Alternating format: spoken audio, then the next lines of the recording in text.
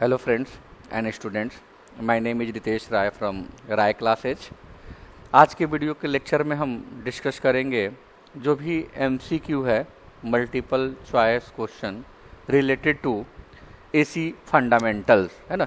जो भी alternating current से रिलेटेड जो basic single phase AC fundamentals है उससे रिलेटेड जो भी MCQ बन सकते हैं, जो भी पॉसिबिलिटीज है उसके बारे में हम डिस्कस करने जा रहे हैं। इसके पहले भी लेक्चर नंबर 17 में भी AC फंडामेंटल्स के बेसिक आपके वीडियो लेक्चर बने हुए हैं, आप जा कर के वहाँ पे देख सकते हैं मेरे चैनल्स को। आप यदि आपको मेरे चैनल सही लग रहा है और आपको चीज़ें समझ में आ रही है तो इसको लाइक एंड सब्सक्राइब करना न भूलें। ओके, अब हम स्टार्ट करते हैं कि AC फंडामेंटल्स के जो हमारे शुरुआत के बेसिक्स क्वेश्चन हैं वो हमने ऑलरेडी जो हमारी इसकी पहले वाले पे वीडियो है उसमें हमने डिस्कस कर चुके हैं। अब जो नेक्स्ट जो हमारा क्वेश्चन है, हमने जो MCQ के 15 क्वेश्चन जो थे हमने कर लिया था, अब हमारा क्या है 16 से स्टार्ट होगा। ओके, क्वेश्चन है हमारा, क्वेश्चन ये कह रहा है कि peak value divided by the RMS value is gives us, मतलब क्या देता है, पीक फैक्टर देता है, क्रिस्ट फैक्टर मिलता है, both peak and crest factor, neither peak nor crest. तो जैसे हमने डिस्कस किया था कि यदि हम AC सिग्नल की बात करें, है ना, तो AC का नेचर जो होता है आपका मोस्टली जो हम यूज करते हैं वो साइनसोडियल यूज करते हैं। ओके, तो इसको हम बोलते हैं पीक, ये पॉजिटिव पीक है आपका, है ना, और ये वाला जो पोर्शन होता है आपका ये क्या होता है आपका निगेटिव पीक होता है। तो कह रहा है कि peak value divided by the RMS value, RMS for, यदि हम RMS की बात करते हैं तो RMS stand for root mean square, root mean square. तो इसका एक्सप्लेनेशन देखें कि peak and crest factor, peak and crest factor, peak and crest factor both mean the same thing. Okay, hence the peak value divided by the RMS value is give us the peak or crest factor। उसको क्या बोलेंगे हम लोग, peak और crest factor। Okay, तो जो हमारा क्या हो जाएगा आपका आंसर जो होगा आपका आंसर बी जो होगा हमारा क्या होगा आपका crest factor। Next, if Im is the maximum value of sinusoidal voltage नहीं, यहाँ पे क्या होगा आपका करंट होगा। If Im is the maximum value of sinusoidal current, what is the instantaneous value.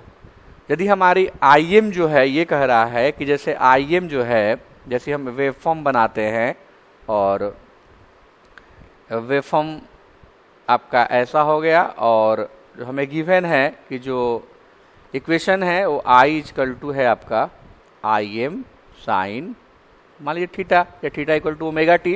यदि हम टाइम के रिस्पेक्ट में बात करेंगे तो क्या हो जाएगा आपका वो हो जाएगा आपका टाइम के रिस्पेक्ट में theta equal to omega T. तो आप एंगल के टर्म में हम लोग क्या करेंगे लिखेंगे, तो I इक्वल टू क्या हो जाएगा आपका ये मैक्सिमम वैल्यू ऑफ करेंट। ठीक है, तो instantaneous value I equal to क्या हो जाएगा Im by two, I equal to क्या होगा Im sine theta, I equal to क्या होगा Im cos थीटा, या both I equal to Im sine theta और Im cos थीटा, जहाँ पे Im जो है हम इस Im को बोलते हैं maximum value of current, maximum value of current. Okay, तो इसका मतलब क्या है कि इसका एक्सप्लेनेशन क्या हो जाएगा कि the instantaneous value of a sinusoidal varying current is I equal to Im sine theta और Im cos theta, where Im is the maximum value of current. Okay, तो ये इसका जो इक्वेशन होगा आपका ये हो जाएगा या तो I equal to Im sine theta या I equal to Im cos theta. Okay, और इंस्टेनियस वैल्यू क्या होती है, जब भी हम इंस्टेनियस वैल्यू की बात करेंगे, है ना, इंस्टेनियस वैल्यू की बात करेंगे तो किसी पार्टिकुलर टाइम पे जो किसी पार्टिकुलर टाइम पे वैल्यू होती है इसको क्या बोलते हैं, इंस्टेनियस वैल्यू। जैसे मान लीजिए साइन 0, मतलब ये 0 पे क्या हो गया 0, यहाँ पे बात करते हैं तो π/2 पे क्या हो गया मैक्सिमम हो गया, फिर यहाँ पे क्या हो गया आपका पाई पे क्या हो गया 0, फिर 3π/2 पे क्या हो गया निगेटिव वैल्यू हो गई, फिर 2π, मतलब हर इंस्टेंट पे जो वैल्यू होती है उसको क्या बोलते हैं, instantaneous value. Next, average value of current over a half cycle is. तो first of all you know what is average value, ये बड़ी इंपॉर्टेंट टॉपिक है। Average value and RMS value, और अभी हमने डिस्कस किया था कि RMS stand for root mean square. Actually है क्या कि हमारे पास कोई अदर मेथड नहीं है कि हम किसी सर्किट में पार्टिकुलर टाइम के लिए डीसी सप्लाई दें, उतने ही टाइम के लिए यदि हम एसी सप्लाई दें, है ना, और इन दोनों को हमें कंपेयर करना हो कि कितना डीसी सप्लाई हमें मिला है, कितना एसी सप्लाई, तो हमारे पास कोई तरीका नहीं है। तो हम क्या करते हैं, with the help of average value, with the help of RMS value हम कंपेयर क्या करते हैं, कर लेते हैं। और एवरेज वैल्यू हमें ये बताता है किसी पार्टिकुलर टाइम इंस्टेंट में कितना आपका चार्ज ट्रांसफर हुआ है ना। यदि हमने डीसी सप्लाई दिया है तो उतना ही क्या होगा आपका एसी सप्लाई देने में चार्ज क्या होगा आपका ट्रांसफर होगा। सिमिलरली आरएमएस वैल्यू ये बताता है कि कितना आपका हीट जनरेट हुआ है ना। आरएमएस में किसी पार्टिकुलर टाइम इंस्टेंट में यदि हम एसी और डीसी दोनों सप्लाई देते हैं तो कितना आपका हीट जनरेट हुआ है ना, वो कौन बनाता है, बताता है आपका आरएमएस वैल्यू। ओके, तो क्वेश्चन है आपका कि average value of current over a half cycle. तो मान लीजिए हम एक वेवफॉर्म बनाते हैं, और वेवफॉर्म हम मान लीजिए एक साइनसोइडल वेवफॉर्म बना लेते हैं। तो यहां तक को बोलते हैं हम लोग हाफ साइकिल। ये वाला जो पोर्शन हो गया हमारा क्या हो गया आपका, हाफ साइकिल। तो यदि हम एवरेज वैल्यू कैलकुलेट करेंगे फुल साइकिल के लिए तो ये क्या हो जाएगा, जितना पॉजिटिव है उतना ही निगेटिव, तो क्या हो जाएगा आपका 0 हो जाएगा। दैट्स वाई हम एवरेज वैल्यू जो कैलकुलेट करेंगे वो क्या करते हैं, हाफ साइकिल के लिए कैलकुलेट करते हैं। और इसका फॉर्मूला होता है, मान लीजिए हम लोग करेंट के टर्म में, तो आई एवरेज इक्वल टू क्या होगा आपका, हाफ साइकिल के लिए आपका क्या हो जाएगा 2/t 0 to t/2 I into D theta या आई इंटू डी टी। और जो टी होता है आपका टाइम पीरियड होता है। टी क्या होता है आपका, टाइम पीरियड। और टाइम पीरियड को हम लोग क्या बोलते हैं, टाइम टेकन। कैसे टाइम पीरियड कैसे डिफाइन करेंगे कि time taken to complete one cycle. तो ये हो गया आपका 0, ये हो गया आपका पाई, ये हो गया आपका 2π। तो एक साइकिल कंप्लीट होने में जितना टाइम लगता है उसको बोलते हैं टाइम पीरियड। ओके, तो टी की वैल्यू यहाँ पे क्या हो जाएगी 2π, और इक्वेशन की वैल्यू पुट करेंगे और हम इंटीग्रेट कर देंगे, है ना। ये फॉर्मूला है एवरेज करंट का निकालने का। तो 0 to π I into D theta, और इसको इंटीग्रेट करके वैल्यू जो आएगी आपकी, है ना, वो आएगी 0.67 IM। ओके, मैं बता रहा हूँ, जैसे I average equal to 2/2π 0 to t/2, तो 2π/2, और i equal to I0 sine theta into D theta. ये 2 से 2 कैंसिल हो जाएगा, 1/π इंटीग्रेशन 2 से 0 to π। I0 हमारा क्या है, मैक्सिमम वैल्यू ऑफ करेंट, बाहर ले लेंगे, और ये हो जाएगा sine theta into D theta. I0/π, sine का इंटीग्रेशन क्या होता है आपका माइनस कॉस थीटा 0 to π। ये हो जाएगा I0/π minus cos pi minus cos 0, और ये हो जाएगा I0/π और माइनस कॉस पाई -1, और कॉस 0 क्या होता है 1। तो ये हो जाएगा 2I0/π, और हम 2 को पाई से डिवाइड करेंगे तो 0.637 आपका आ जाएगा। तो यहाँ पे ऑप्शन क्या है 0.637, 0.93, 0.7 IM, 4.3 IM। तो जो आंसर है आपका क्या हो जाएगा, ए आपका आंसर होगा। Okay, next, what is the correct expression for the RMS value of current, है ना। तो यहाँ पे कह रहा है कि जो आरएमएस वैल्यू है मैक्सिमम की 2 होगा, IRMS IM/√2 होगा, IRMS IM/4 होगा, IRMS IM होगा, है ना। तो IRMS जो है वो क्या है आपका, IRMS जो है वो क्या है, root mean square value of current. और IM क्या है आपका, maximum value of current, maximum value of current, या इसको क्या बोलते हैं, पीक वैल्यू ऑफ करंट। तो जब हम डेरिवेशन करेंगे तो इसके लिए एक्सप्रेशन होता है, फॉर्मूला होता है कि IRMS square equal to 1/t integration 0 to t I square into D theta, और t की वैल्यू होती है 2 पाई, क्योंकि यहाँ पे हमें जब हम RMS वैल्यू फाइंड करते हैं तो there is no need to check waveform is symmetrical और अनसिमेट्रिकल। सिमेट्रिकल का मतलब होता है जितना पॉजिटिव होगा उतना ही निगेटिव होगा, इडेंटिकल होगा पॉजिटिव एंड निगेटिव। जैसे लाइक मान लीजिए ये वेवफॉर्म बना दे हम, साइनसोडियल वेवफॉर्म है वो क्या आपका सिमेट्रिकल वेवफॉर्म है। जैसे ये वाली वेवफॉर्म जो है आपकी क्या हो गई, सिमेट्रिकल हो गई। और मान लीजिए ऐसी वेवफॉर्म हो, है ना, तो ये क्या हो गई आपकी अनसिमेट्रिकल, निगेटिव पोर्शन है ही नहीं है। तो हमारा चाहे सिमेट्रिकल हो चाहे अनसिमेट्रिकल, हम स्क्वायर करेंगे तो पॉजिटिव ही आएगा। इसीलिए हम जो भी इंटीग्रेट करते हैं फुल साइकिल के लिए 1/t 0 to t I square into D theta, और I की वैल्यू हो जाएगी IM साइन थीटा का whole square into D theta. और इसको इंटीग्रेट करेंगे तो इंटीग्रेशन में जो आएगा हमारा IRMS की जो वैल्यू आएगी हमारी वो आ जाएगी IM/√2। ठीक है,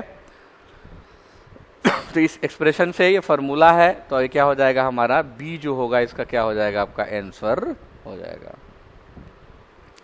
average value of current over a full cycle is, अभी डिस्कस किया था हमने कि जब भी हम एवरेज वैल्यू फुल साइकिल के लिए फाइंड करेंगे, फुल मतलब यहाँ से लेकर के यहाँ तक जहाँ फुल साइकिल का मतलब है कि 1 कंप्लीट साइकिल है ना, साइकिल कंप्लीट होने में। तो इसमें जितना पॉजिटिव होगा उतना ही क्या है आपका निगेटिव है ना। मान लीजिए यहाँ पे 5 वोल्ट है, 5 साइन थीटा, यहाँ पे हो जाएगा -5 साइन थीटा। तो जितना ही पॉजिटिव है उतना ही क्या है आपका निगेटिव है।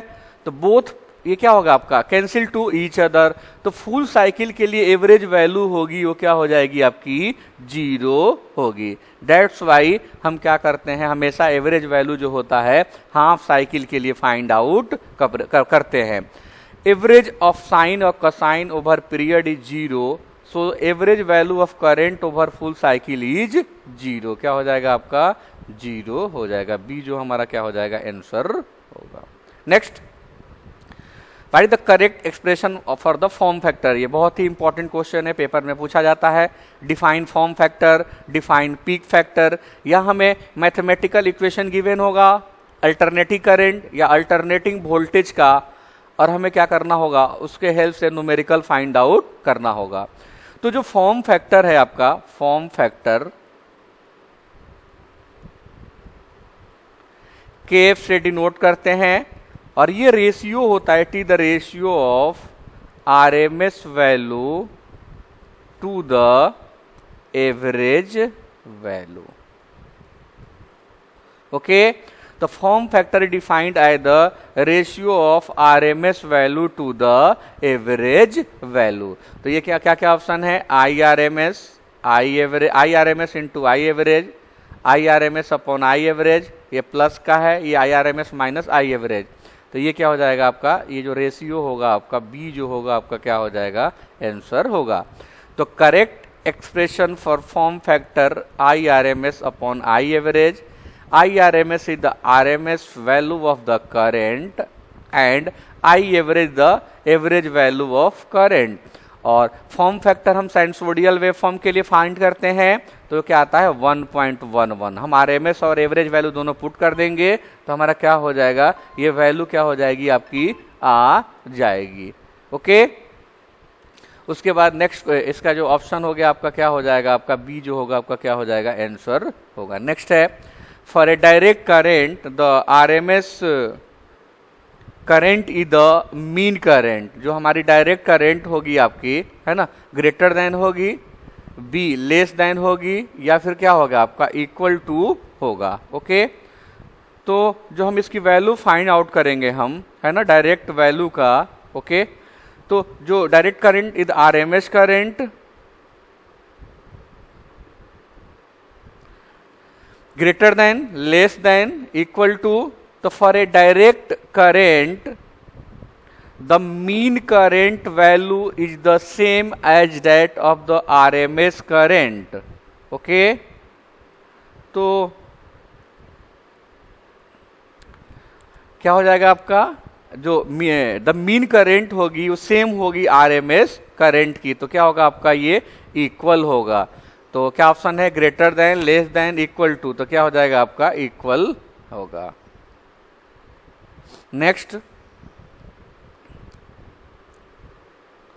क्वेश्चन है आपका अब कि what is the value of the form factor for sinusoidal current, क्या वैल्यू होती है ना। तभी हमने डिस्कस किया था कि फॉर्म फैक्टर जो होता है के साइनसोइडल, इसकी डिफिनेशन क्या होती है, RMS value upon average value.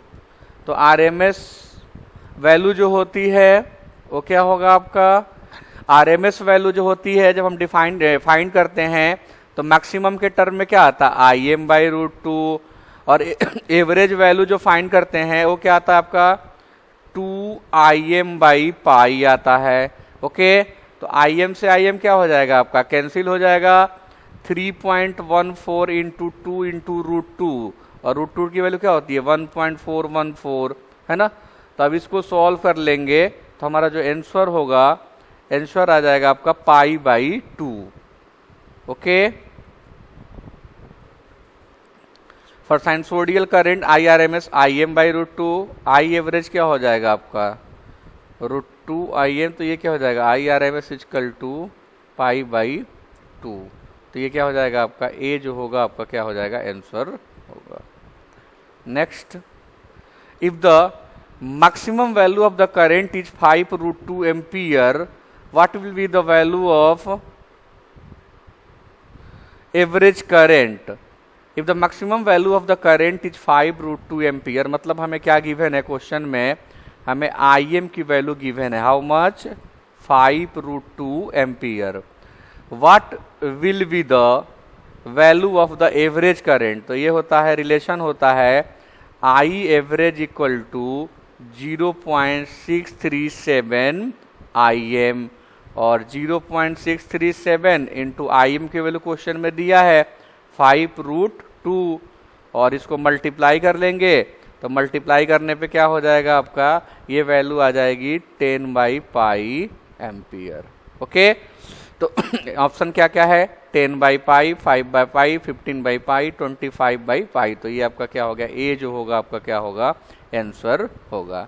Next, for addition and subtraction of phasor use the, देखिए जो हमारी एसी क्वांटिटी है ना, कॉम्प्लेक्स नंबर में यदि हम इसको सर्किट को एनालिसिस करने के लिए हम इसको बहुत सारे फॉर्म में लिख सकते हैं। पहला जो होता है रेक्टेंगुलर फॉर्म होता है, रेक्टेंगुलर फॉर्म,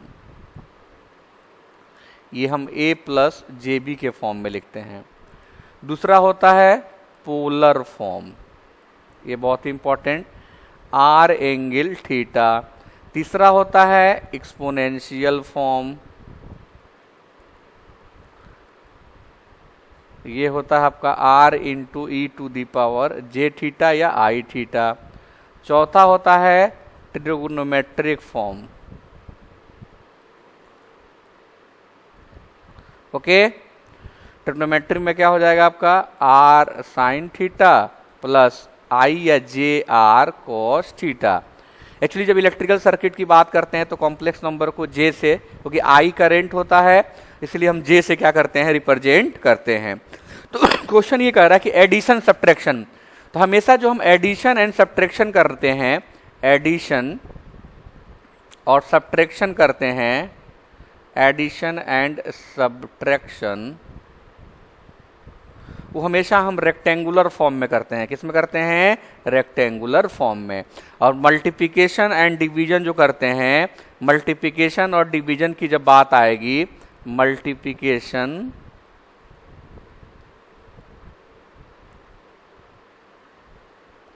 एंड डिवीजन वो करते हैं हम लोग पोलर फॉर्म में। ओके, तो आंसर क्या हो जाएगा कि for addition and subtraction of phasors we use the rectangular form because in the rectangular form we can only add the real part and the complex part separately together to total value। मतलब क्या है कि real part को real में add करते हैं और आपका क्या हो गया, आपका इमेजिनरी पार्ट को इमेजिनरी में हम लोग क्या करते हैं, ऐड करते हैं। तो क्या क्या ऑप्शन है, rectangular form, polar form, either rectangular or polar, neither rectangular nor polar. तो ये क्या हो जाएगा आपका आंसर जो होगा, क्या होगा आपका rectangular form. Okay, for multiplication and division of phasor we use, अभी हमने डिस्कस किया कि मल्टीप्लिकेशन एंड डिवीजन के लिए, मल्टीप्लिकेशन एंड डिवीजन के लिए हम लोग पोलर फॉर्म यूज करते हैं। कौन सा फॉर्म, पोलर फॉर्म। ओके, तो for multiplication and division of phasors we use the polar form because in the polar form we just multiply और divide the value and add और subtract the angle. मतलब क्या है, जैसे मान लीजिए कि हमें मल्टीप्लाई करना है R1 angle theta 1 multiply by R1 angle R2 angle theta 2। तो ये तो नॉर्मल मल्टीप्लाई हो जाएगा R1 इंटू R2 और एंगल जो होता है ऐड हो जाता है थीटा 1 प्लस थीटा 2। सिमिलरली मान लीजिए हमें डिवाइड करना हो R1 angle theta 1 R2 angle theta 2 से, तो R1 और R2 जो होता है ना नॉर्मल डिवीजन होता है, लेकिन एंगल जो हो जाएगा क्या हो जाएगा आपका, माइनस हो जाएगा। तो इसका आंसर क्या हो जाएगा कि रेक्टेंगुलर होगा, पोलर होगा, either rectangular or polar, neither rectangular nor polar. तो जो रेक्टेंगुलर फॉर्म होगा वो क्या हो जाएगा आपका आंसर होगा। ओके सॉरी, पोलर फॉर्म जो होगा, पोलर फॉर्म जो होगा क्या होगा आपका आंसर होगा। If A voltage of 2 + 5J and another voltage is 3 + 6J flow through two different resistors connected in series in a circuit, find the total voltage। तो अभी डिस्कस किया हमने कि यदि हमें एडिशन करना होगा तो हम क्या करते हैं, ऐड कर देते हैं। किस फॉर्म में करते हैं, रेक्टेंगुलर फॉर्म में। और जैसे मान लीजिए V1 इक्वल टू दिया हमें 2 + 5J and V2 equal to क्या दिया हमें 3 + 6J। तो रिजल्टेंट वोल्टेज क्या होगा, V = V1 + V2, मतलब 2 + 5J 3 + 6J।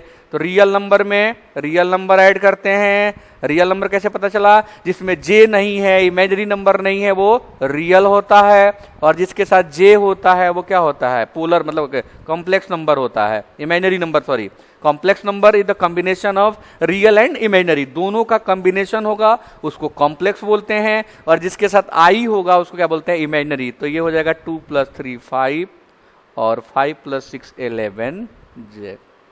तो आंसर क्या क्या है, 2 + 5J 3 + 6J 5 + 11J 5 + 10J। तो ये जो होगा C जो होगा आपका क्या होगा, आंसर होगा। When one sine wave passes through the zero following the other, it is leading, lagging, neither leading nor lagging, either leading or lagging। तो एक्सप्लेनेशन होगा कि the sine wave is said to lag because it passes through zero following the other, hence it crosses zero after the first wave, therefore it is said to lag। मतलब क्या है कि जैसे मान लीजिए कह रहा है कि when one sine wave passes through the zero following the other, it is, तो एक मान लीजिए जीरो से पास कर रहा है ना, फिर दूसरा ये हो गया यहाँ से पास कर रहा है, तो ये मतलब लैग करेगा, है ना। दूसरा जब आएगा तो अंडरस्टूड है वो क्या करेगा आपका, लैगिंग होगा। तो ऑप्शन क्या हो गया आपका, leading, lagging, neither leading nor lagging either. तो ये क्या हो जाएगा आपका बी जो होगा आपका क्या होगा आंसर होगा। Next, the length of phasor represent, जो फेजर का लेंथ होता है क्या रिप्रेजेंट करता है? Magnitude of the quantity, direction of the quantity,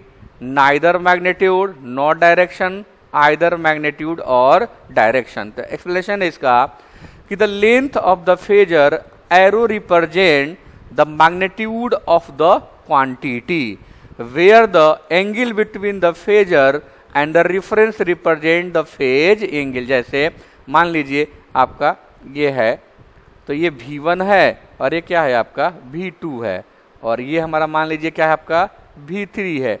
तो V1, V2, V3 जो एरो वाला है ये मैग्नीट्यूड शो करता है। क्या शो करता है? हमारा जो लेंथ होगा वो लेंथ जो हमारा ये क्या करेगा? मैग्नीट्यूड शो करेगा। ओके, तो क्या हो जाएगा? ए जो होगा आपका क्या होगा आंसर होगा। Next, a meter and voltmeters are calibrated to read RMS value, peak value, average value, instantaneous value। ओके, मीटर एंड वोल्टमीटर जो है RMS वैल्यू कैलकुलेट करता है, पीक वैल्यू कैलकुलेट करता है, या फिर आपका एवरेज वैल्यू कैलकुलेट करता है, या इंस्टेनियस वैल्यू। तो जो भी हम कैलिब्रेटेड के लिए जो भी हम स्टडी करते हैं, जो यूज करते हैं, हमेशा RMS वैल्यू होती है। तो क्या हो जाएगा इसका एक्सप्लेनेशन क्या होगा कि ammeter and voltmeters are calibrated to read the RMS value because the RMS value is the most accurate than average value। तो ये इसका आंसर क्या हो जाएगा? ए जो होगा आपका क्या होगा आपका आंसर होगा। Thank you very much. और मेरे चैनल को राय क्लासेज को आप subscribe and like and subscribe करिए, सो डैट को आपको अलग अलग और वीडियो भी नेक्स्ट कमिंग टाइम में आपको देखने को मिलेंगे। Okay, thank